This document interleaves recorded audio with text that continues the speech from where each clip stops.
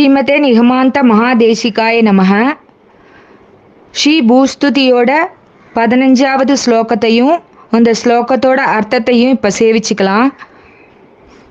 ஸ்ரீமான் வெங்கடநாதார்ய கவிதார்க்கிக கேசரி வேதாந்தாச்சாரிய வரியோ மே சந்நிதத்தாம் சதாகிருதி. பாதாளத்தில் பகவான் பூமி தேவியை காணல்.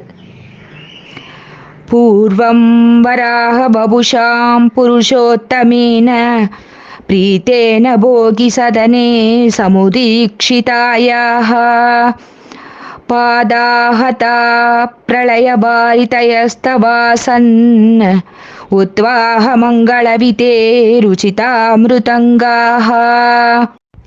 பூர்வம் முன்பு, வராக வபுஷா வராக வடிவம் கொண்ட, புருஷோத்தமேன பரமபுருஷனால், பிரீத்தேன மகிழ்ச்சியுற்ற நிலையில், போகி சதனே நாகலோகத்தில், சமுதீக்ஷிதாயாக உற்று நோக்கப்பட்ட, தவ உன்னுடைய, உத்வாக மங்கள விதேகே எடுத்து வருதல் என்னும் விவாக மங்கள விழாவுக்கு, பாத ஆகதாக திருவடியால் உதைக்கப்பட்ட, பிரளயவாரிதயக பிரளய சமுத்திரங்கள், உச்சிதாக அச்சமயத்துக்கு ஏற்ற, மிருதங்காக மத்தளங்களாக, ஆசன் ஆயின. பூமி பிராட்டியே, முன்பு கடலில் மூழ்கி நாகலோகத்தில் இருந்தாய். உன்னை அங்கிருந்து கொண்டு வருவதற்காக பெரியதொரு வராக வடிவு கொண்டான் பரமபுருஷன்.